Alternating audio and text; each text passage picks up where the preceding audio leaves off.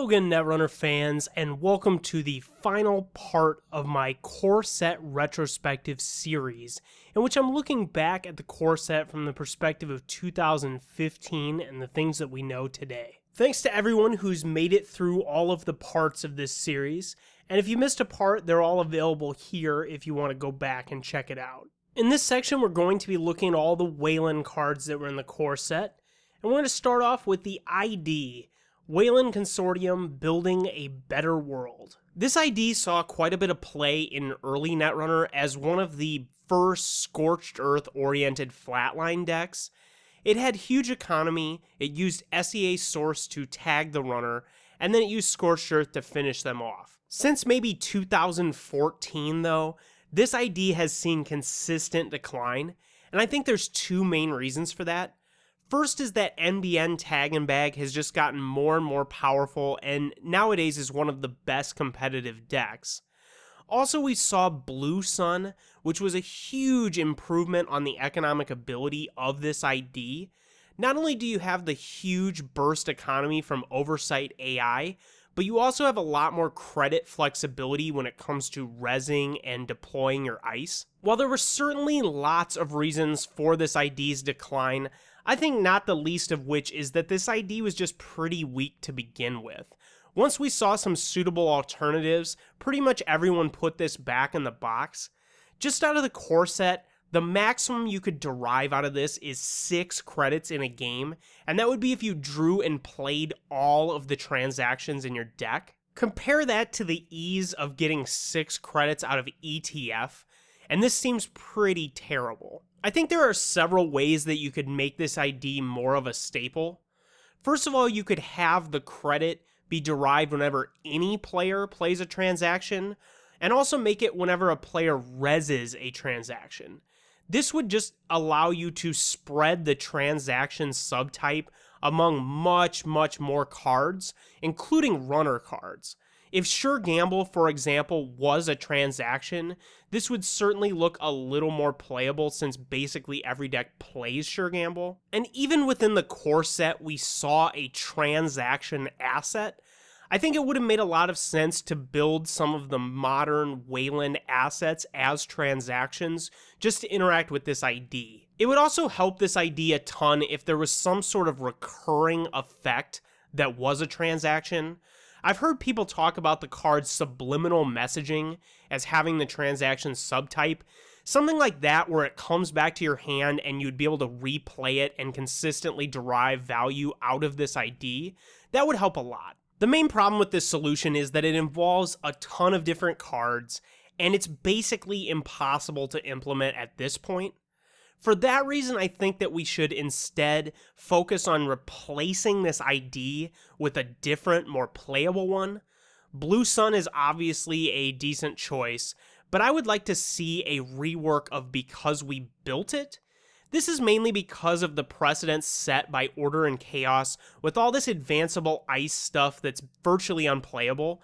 If we had a better ID to interact with that stuff, it would certainly push some of the unplayable Weyland cards into a Glacier-style deck. It's obvious to me that Weyland Glacier was supposed to be one of the core archetypes of the faction, and it largely is the case with Blue Sun. But Blue Sun doesn't really want to do any of the advanceable ice stuff. That's really why I'd like to see Because We Built It reworked. My idea is that you can get 2 recurring credits instead of just 1, and you can use those to advance or install ice. Being able to mitigate some of the install costs would just be huge, and I've talked before about how mitigating install costs help Glacier a ton. But we'd also have to make the advancing of ice somehow clickless. So I would just make it the first time you advanced a piece of ice on your turn, you just gain a click. Something like this would really push a big stack of unplayable cards into semi-viability. I'm not sure this ID could really compete with Blue Sun, but it would certainly be a lot better than the version we have, which is just downright one of the worst IDs in the game. Next up, we have the 2 agendas that were in the core set. And the first one is Hostile Takeover. This is sort of a reprint from the original game, But since Bad Pub was so massively changed in the new game, I think something like this huge buff was possible. Remember that you lost the game when you had 7 bad publicity in original Netrunner, and obviously that was removed from new Netrunner. This as a 2-for-1 rather than a 3-for-1 or 4-for-1 is just so much better, and this has been a huge staple in a lot of Weyland decks. This agenda got something right that I wish was way more widespread among agendas, which is just economic effects tied to agendas.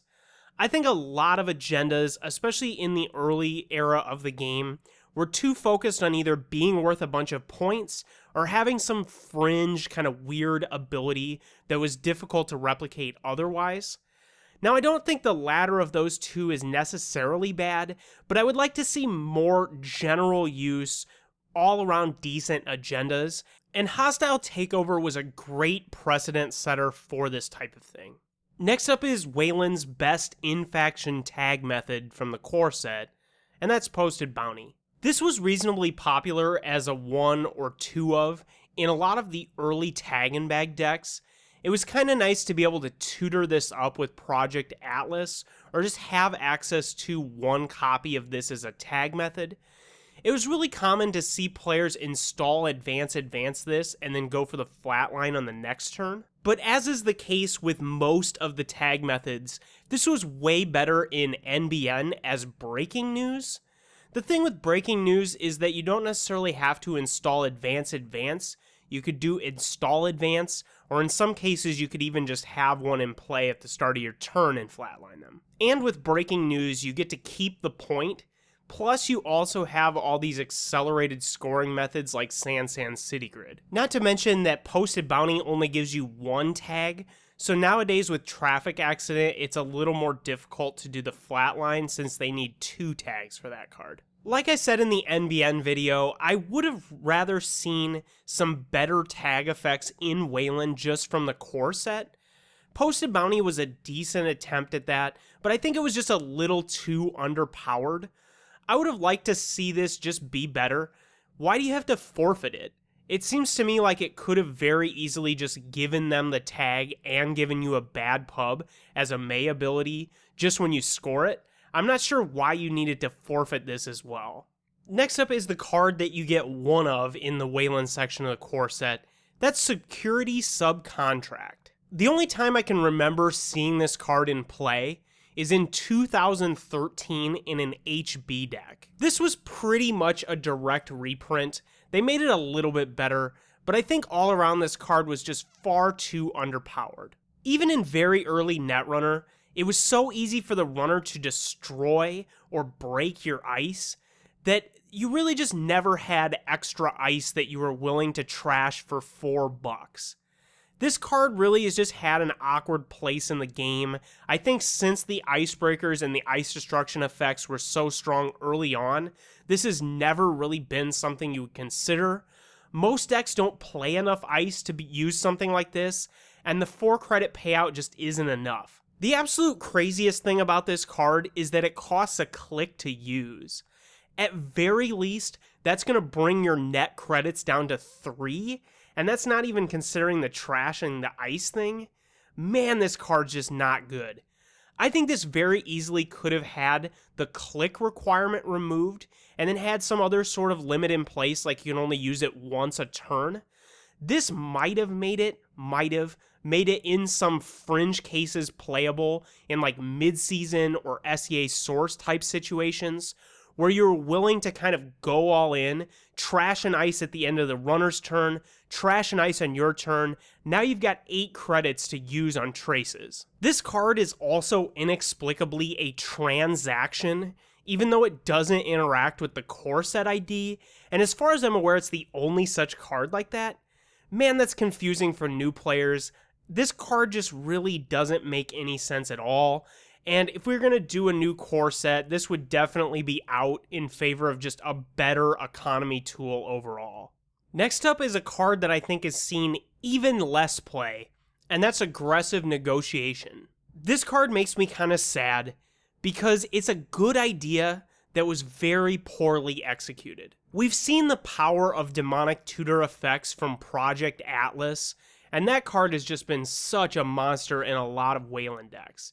Now this thing as a conditional demonic tutor is such a good idea, but unfortunately, play only if you scored an agenda this turn is so ridiculous. We've seen both better tutor effects like Fast Track, Project Atlas, or The Future Is Now, as well as good draw effects like Jackson Howard, and man, this card's just never going to compete with those. That said, I really like the idea of a conditional tutor that requires some amount of deck building to get to work correctly. I would have made this play only if you have 2 or more bad publicity. I think in general we've had a bad perspective on bad publicity. We've seen it only as a drawback, and there have been a few cards that give you some sort of benefit from having bad pub, but I would have liked to see that more precedented in the core set with the Weyland cards. Next up is Beanstalk Royalties. This card has seen a little bit of play here and there. It's certainly a lot more popular in Building a Better World, the core Weyland ID, just because you get that extra credit from the transaction thing. But it's also filled in the gaps of a few corp economies because it's free to play and it only costs 1 influence to play out of faction. This was a direct reprint and a pretty logical card overall. This is a really good example of what I wish they would have done with some of the other subtypes. This is such a generic economy effect, but if you're playing Building a Better World, you probably want to play this just for the subtype, and I wish that there would have been more extensive uses of subtypes on these generic effects that are very similar to a bunch of other cards in the card pool. Next up is the definitive Weyland card, and that is Scorched Earth. Just out of the core set, players gravitated to this card as just an alternate way to win the game, and has just been a fundamental archetype of Netrunner since the beginning. It started out mainly as a Weyland phenomenon, using SEA Source and maybe a handful of other cards like Posted Bounty to tag the runner, and finish them with double Scorched. Nowadays, we see a lot more of that with NBN rather than Weyland, for a lot of the reasons I talked about in the NBN video. I can't really see a point in the near future where Weyland would be better than NBN at the flatline thing with Scorched Earth. That's mainly just because NBN has a lot better tag methods than Weyland does, especially breaking news. This was a direct reprint, though there were tons of other meat damage options in original Netrunner, and a lot of them dealt more than 4 damage. In fact, there was a card that dealt 15 damage. How crazy is that? There were also a lot better ways to defend against damage, though. We look at Plascrete as being a really strong way to deal with Scorched Earth nowadays, but there were much stronger ways to prevent and avoid damage, as well as just a way to avoid being flatlined. I really think the designers were right to scale back the power of this kind of thing, and it was certainly made weaker by the introduction of the influence and faction system. You couldn't just pack Scorched Earth into any deck. You had to spend influence if you weren't playing Weyland. That being said, it's frankly inexplicable to me that this is a 4 rather than 5 influence effect. It seems to me like if there is a card that qualifies for 5 influence, an alternate way to win the game would fall into that category. It's such a weird choice to me that the designers have used 5 influence cards as sort of a signal of flavor or faction affinity, rather than something to take into consideration for game balance. I like game themes as much as the next guy, and honestly, one of the best parts of Netrunner for me is the flavor, is the theme. But it seems to me like using influence, which has such a massive impact on both the competitive scene and just deck building in general, is not the type of thing that you would want to use to prop up the fluffy aspects of the game. If we take a look at another 5 influence card, like Wotan for example, this card has never been rezzed in a competitive game. Now, I like that this card is in the game. I think it's a cool card. I wouldn't want to get rid of it. It just seems so strange to me that this would be a 5 influence card and not a card that is metagame defining, archetype defining, faction defining, frankly Netrunner defining like Scorched Earth. This is hands down the most influential card on the corpse side of the game. This is such an important card for the game and for the metagame surrounding competitive play. I would have really liked to see this be 5 influence. I really like Scorched Earth. I think it's always had a healthy place in the game, but I think a big reason why Weyland struggles to compete with NBN in terms of the flatline strategy is that this card just doesn't cost NBN enough influence, even at 4. If Scorched was a 5 influence card, I think we would still see NBN dominate the flatline strategies, but that's mainly just because Near-Earth Hub inexplicably has 17 influence, which would allow it to play 3 Scorched and 2 traffic accidents. I think pretty much everybody agrees that Near-Earth Hub having 17 influence was just a mistake. As much as I like Scorched Earth, I'd like to see it replaced with Urban Renewal. The main thing I think about this card is that you could first of all make it 5 influence, which in my opinion should have just been what Scorched Earth was to begin with. That would make it harder to play 3 copies of the kill card as well as 3 copies of Traffic Accident in most decks. But since the card is 6 cost rather than 3, it would be much harder to support on the fragile economy of NBN. It seems to me like Weyland would much easier be able to afford the 6 cost for this thing or the 12 cost of playing 2 copies of it. I'm really not too picky as to how it's accomplished. I would just like to see Weyland get back into the tier 1 competitive realm, and it seems to me like giving them their flatline strategy back would be an easy way to accomplish that. The next card is Shipment from Kaguya. Here's another basically direct reprint. They made it slightly better since this one costs 0. But this is a card that's really just never been good enough and hasn't really seen that much play. The only deck that I can think of that really ever played this was Cerebral Imaging Combo as a way to play and score multiple agendas all in one turn as part of a combo. Now this is a card that I think would have been better if the Weyland Advance Ice and just that general thing was a lot stronger. In general, Weyland Advanceable Ice and even most of their advanceable assets have just been bad and not really seen much play. And as I've talked about before, I think some of that has to do with how terrible the ID associated with advancing ice is. I've proposed some solutions to that, like the one earlier in this video. But if we saw a better way to utilize the advancement ice and the advancement token assets, I think maybe this card could re-emerge as a real contender. It isn't necessarily a bad card, it's just never really had a good place in the game. Now we've come to the Weyland Ice, and I would argue that these are probably the strongest mix of ice that we saw in the core set, at least for early Netrunner. First up is that classic piece of ice, Archer. This is such a defining piece of ice and just such a monster big high-end thing that's so hard to deal with. The forfeiting an agenda additional cost is really sweet, especially when you consider how that interacts with things that allow you to avoid paying the cost, like priority requisition. This is such an utter monster. High strength, 4 subs, and it's really difficult to run into this on a face check because you're going to potentially lose a bunch of critical programs. This is a perfect piece of ice. The low cost is definitely balanced by the forfeiting an agenda. 2 influence seems right. This is overall just one of my favorite pieces of ice in Netrunner. Next up is Hadrians Wall.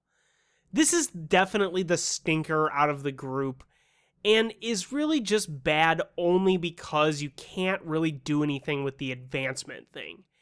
Like I've said many times in this video, if advancing ice was more of a viable strategy, I could see this being a huge monster. It's already 7 strength, so if you could pump its strength up to over 10 or get into the really, really high range, it'd be hard to beat without something like David. Nowadays, I think this is massively outclassed by something like Curtain Wall, which sees quite a bit of play in Blue Sun because you can return it to your hand and gain 14 after you've rezzed it with Oversight AI. That said, I have seen this card come up here and there, mainly because Weyland has an economy that's strong enough to be able to afford a 10 cost piece of ice.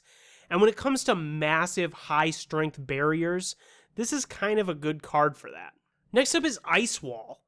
This card saw a ton of play in early Netrunner. I remember playing this in a lot of decks. It was just a really cheap end-the-run piece of ice, and before the modern era where we have lots of choices, there were only a handful of really decent end-the-run barriers. So one that cost virtually nothing to res and just stop them for a little while still having a utility ability of being able to be advanced, maybe out-strengthening something that you, like an Ottman or something like that. I think this card has fallen off somewhat just because we have a lot more choices when it comes to low-end end-the-run barriers. But that said, I think this card is good, and it could still see play in the right deck. Again, I'll bring up, if advancing ice was something that we could do a lot easier or just more consistently if we had a good ID that interacted with that, this would be a staple card. The last piece of ice is Shadow. This card was absolutely brutal in early Netrunner, and I would argue this is probably the first anti-face check ice we really ever had. Not only does the Corp get 2 credits, but they can pretty often make you either spend or get tagged from the trace, and it has the ability to be advanced, so it might survive longer against Parasite or get out of a certain strength range where it's going to be easy to break. I remember advancing this thing up to 4 pretty often so that it was out of Mimic range, at least without a data sucker. It's kind of sad to me that this doesn't see a lot of play. I don't think that's because it's bad. I think it's because the Weyland decks that would be able to use it have fallen massively out of favor. Weyland Flatline just isn't as good as NBN Flatline, and this thing really shines in a deck that has massive tag punishment like Scorched Earth. So it's kind of hard to justify Shadow nowadays, but this is such a good piece of ice. It really, really was a monster before we got a ton of additions to the card pool, and this holds a special place in my Netrunner heart. The last Weyland card in the core set is Research Station, and this thing sucks. I don't know if this has ever been rezzed in a game I've played, and it really just isn't a good enough effect. I'm not sure why they thought this was going to be okay at 2 cost. It's limited only to HQ, and really the only thing it's going to do for you is make it a little harder to access agendas that are in your hand. There's maybe a few other things you can do with it, but this is such a stinker. I would have really liked this to have some other ability. This card to me seems like it's an interesting idea that's missing its primary effect. There was a card kind of like this in original Netrunner that allowed you to click it to draw cards. I think that'd be a pretty sweet addition to this. An upgrade that you could put into HQ, you could click it to draw a couple cards, it'd make your hand bigger. That might see a little bit of play. I still don't think it'd be good enough though. Sadly, we've come to the end of my core set retrospective. Weyland is definitely the weakest faction in modern Netrunner, and I don't necessarily think that was the case on release. I think this is the type of thing that's developed over time as some of the other factions have gotten clearer and clearer definitions of what they're good at. Weyland's always seemed a bit lost. Like I said in the NBN video, I think NBN stole a lot of Weyland's territory, especially when it comes to the flatline-oriented stuff. I also think that Blue Sun was a huge step in the right direction for Weyland, gave them a power that they've kind of leveraged since then, which is that they have a huge economy, and Blue Sun just gave them more and more flexibility when it came to how they deployed that economy. I also think that though designers have been trying some new things with Weyland agendas, that's definitely been a big problem with Weyland, is that their agendas just haven't been that great. And things like Oaktown renovation have been massive boons for Weyland, have made them a lot more competitive as a Glacier style. I'm optimistic about the future of Weyland, mainly because the community has recognized, frankly a long time ago, that there's problems with NBN, that NBN is just too strong as a faction, and Weyland gains the most from correcting some of the problems with NBN. Thanks for watching this video. If you liked it, please click subscribe and the button that looks like a thumbs up. If you missed any parts of the series, be sure to go back and check them out in this playlist. Thanks again for watching, and I'll see you again for some more Netrunner stuff.